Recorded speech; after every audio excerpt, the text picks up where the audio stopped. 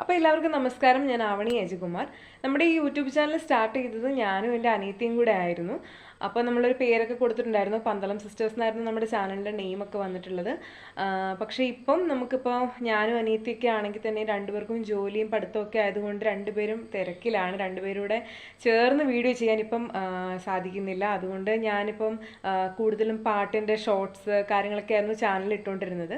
അപ്പോൾ നമുക്കിനിയും തൊട്ട് കുട്ടി വ്ളോഗ്സ് ഒക്കെ ചെയ്യണം എന്നാണ് ആഗ്രഹിക്കുന്നത്. അപ്പം എല്ലാവരുടെയും അനുഗ്രഹവും പ്രാർത്ഥനയൊക്കെ ഉണ്ടായിരിക്കണം നമ്മുടെ ഈ ചാനൽ മുമ്പോട്ട് പോകാനായിട്ട്. അപ്പോൾ ഇത്രയും കാര്യം നിങ്ങളുടെ അടുത്തുനിന്നും ഒന്ന് ഷെയർ ചെയ്യണമെന്നുണ്ടായിരുന്നു. അപ്പം ഇതൊരു എൻ്റെ ഒരു ഇൻട്രൊഡക്ഷൻ വീഡിയോ ആയിട്ട് മാത്രമല്ല ഞാനിതിനെ കാണുന്നത്. നമുക്കൊരു ഈ ഒരു വീഡിയോയിൽ ഇപ്പം ഇന്ന് ഞാൻ എൻ്റെ വീട്ടിലാണുള്ളത്. അപ്പം ഞാനിപ്പോൾ നമ്മുടെ വീടിനടുത്തുള്ള പന്തളം മഹാദേവ ക്ഷേത്രത്തിൽ പോയിട്ട് വന്ന് നിൽക്കുകയാണ് ഗൈസ്. അപ്പം ഇന്ന് ഞാൻ അമ്പലത്തിൽ പോയ ആ ഒരു വീഡിയോ ഇതിൻ്റെ കൂടെ ഞാൻ ഉൾപ്പെടുത്തിയിട്ടുണ്ട്. അപ്പോൾ വീഡിയോ ഇഷ്ടപ്പെടുവാണെങ്കിൽ എല്ലാവരും ലൈക്ക് ചെയ്യുക, ഷെയർ ചെയ്യുക, സബ്സ്ക്രൈബ് ചെയ്യുക. ഓക്കെ ഗൈസ്, അപ്പോൾ നമുക്ക് വീഡിയോയിലേക്ക് പോവാം. അപ്പോൾ ഇതാണ് നമ്മുടെ പന്തളം മഹാദേവ ക്ഷേത്രം. ക്ഷേത്രത്തിൻ്റെ മെയിൻ 2 വ്യൂസാണ് ഞാൻ ആദ്യം തന്നെ കാണിക്കുന്നത്. ഇത് നമ്മുടെ ക്ഷേത്രത്തിൻ്റെ മുകളിൽ നിന്നുള്ള വ്യൂ ആണ്. അച്ചൻകോവിലാറിൻ്റെ തീരത്താണ് നമ്മുടെ ക്ഷേത്രം സ്ഥിതി ചെയ്യുന്നത്. ഈ 2 വ്യൂ ആണ് നമ്മുടെ ക്ഷേത്രത്തിനെ ഏറ്റവും കൂടുതൽ മനോഹരമാക്കി തീർക്കുന്നത്. ഇതാണ് ഗൈസ് നമ്മുടെ ക്ഷേത്രത്തിൻ്റെ ഫ്രണ്ട് വ്യൂ എന്ന് പറയുന്നത്. ഞാൻ വൈകുന്നേരം ഒരു 6 മണി അടുപ്പിച്ചാണ് അമ്പലത്തിലേക്ക് പോയത്. ദീപാരാധന സമയത്ത് ഞാൻ കിഴക്കേ നടയിലൂടെയാണ് അമ്പലത്തിലേക്ക് കയറിയത്. വീട്ടിൽ നിന്ന് പറിച്ചൊരു താമരയൊക്കെ ആയിട്ടാണ് ഭഗവാന്റെ അടുത്തേക്ക് പോയത്. വീട്ടിലെ താമരയും മറ്റ് ചെടികളൊക്കെ അടുത്ത വീഡിയോസിൽ നമ്മൾ കാണിക്കുന്നതായിരിക്കും ഗൈസ്. അങ്ങനെ നമ്മൾ അമ്പലത്തിലേക്ക് താമരയൊക്കെ ആയിട്ട് ഭഗവാന്റെ അടുത്തേക്ക് പോവുകയാണ്.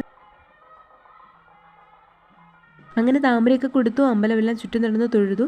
അടുത്ത പൂജ കഴിഞ്ഞ് നട തുറക്കുന്നതിനായിട്ട് വെയിറ്റ് ചെയ്യാണ് ഗൈസ്. അങ്ങനെ നമ്മൾ എന്നും അമ്പലത്തിൽ കുട്ടിക്കാലം മുതൽ തന്നെ അമ്പലത്തിൽ വന്നു കഴിഞ്ഞാൽ ഈ കമ്പികൾക്കിടയിലൂടെ ആ ആറ്റിലേക്കുള്ളൊരു നോട്ടം അത് പതിവായിരുന്നു. ഞാൻ അമ്പലത്തിൽ ചെല്ലുമ്പോഴെല്ലാം ഇങ്ങനെ തന്നെയാണ്. അതുപോലെ തന്നെ ഇന്നും ഞാൻ ഇങ്ങനെ ആറ്റിലേക്ക് നോക്കി നിൽക്കുകയാണ്. വെള്ളം കയറിയിട്ടുണ്ടോ കുറഞ്ഞിട്ടുണ്ടോ എന്നൊക്കെ നോക്കി ഇങ്ങനെ നിൽക്കുകയാണ്.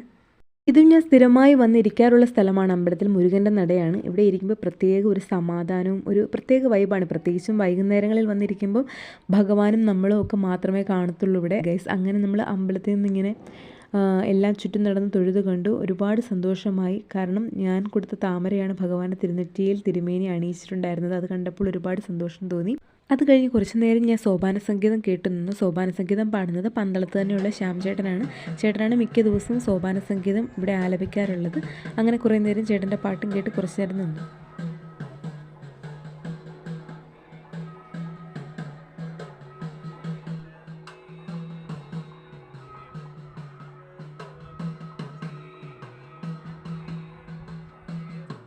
ക്ഷേത്ര ദർശനം എല്ലാം കഴിഞ്ഞ് വീട്ടിൽ പോകാമെന്ന് വിചാരിച്ച് ഇങ്ങനെ നിൽക്കുമ്പോഴാണ് അപ്പച്ചിയുടെ കൊച്ചുമോള് വരുന്നത്. അപ്പം അവളുടെ പേര് ദേവു എന്നാണ്. പിന്നെ കുറേ നേരം അവളുമായിട്ട് കരഞ്ഞു.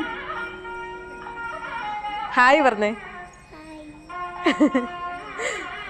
അങ്ങനെ എല്ലാം കഴിഞ്ഞ് വീട്ടിലേക്ക് പോകാൻ തുടങ്ങുകയാണ്. നേരമൊക്കെ ഇരുട്ടായി തുടങ്ങി.